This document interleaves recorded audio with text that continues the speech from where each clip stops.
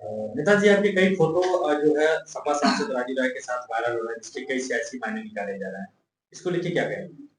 देखिए ऐसी कोई बात नहीं है, क्योंकि औपचारिक मुलाकातें, जन्मदिन पे जाना, किसी को बधाई देना, ये अपना पर्सनल संबंध भी हो सकता है।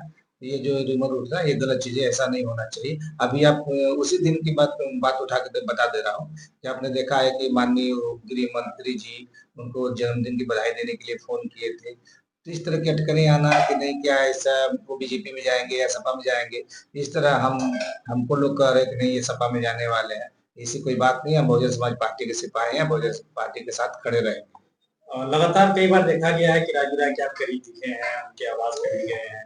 नहीं, ऐसी बात नहीं है, अब तक 2 बार मैं जा चुका हूँ। एक तो उनकी माताजी का पुण्यतिथि थी, उसमें शामिल हुआ था, दूसरी बात इनके जन्मदिन के शुभ अवसर पे शामिल हुआ था, इसके बाद मेरा कोई ऐसा कुछ नहीं।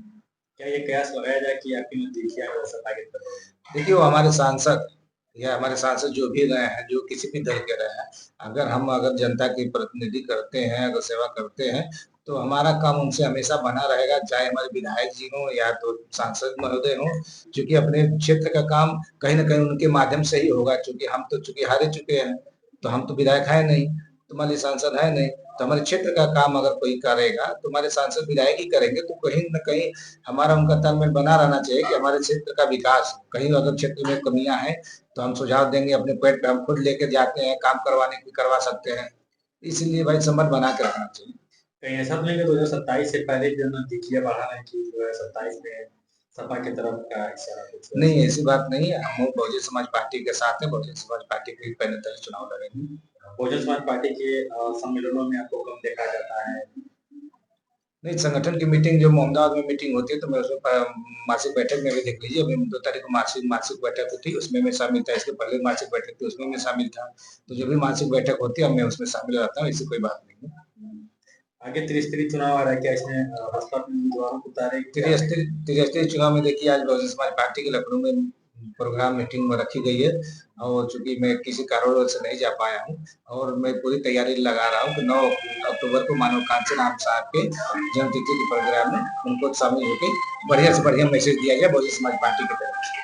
कहीं ऐसा तो नहीं कि राजू राय की तरफ से जो है आपको ये आश्वासन मिला हो कि सपा से टिकट लड़ेंगे तो उनसे कर दिया? राजू राय से ऐसी कोई मुझसे बात ही नहीं हुई है, वो हमारे सांसद हैं, क्षेत्र के सांसद हैं, बस इतनी है। लेकिन देखा जाए तो बसपा के कार्यकर्ता कुछ ऐसे लोग कह रहे हैं कि मतलब लग रहा है कि मतलब सियासी पाला जो है बदलने वाला है। जिस तरह से आप बात कर रहे हैं, तो उस तरह बात मान के चलिए कि हमारे बता दिया गृह मंत्री अमित शाह, तो क्या अमित शाह इसलिए फोन किए थे कि राजू राय बीजेपी में जाएंगे? आज के पेपर में भी वो अमर उजाला में कटिंग भी छपी है।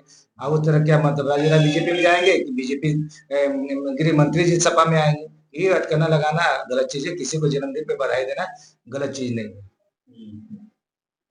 क्या बसपा में ही आप अभी बने रहेंगे? मुझे बहुजन बहुजन समाज पार्टी का सिपाही हूँ, और बहुजन समाज पार्टी के साथ कंधे से कंधा मिला के चलूंगा। यदि सपा से ऑफर आता है ऐसे में तो क्या करेंगे? ऐसी कोई बात नहीं है, हम बहुजन समाज पार्टी के साथ खड़े हैं तो खड़े रहेंगे।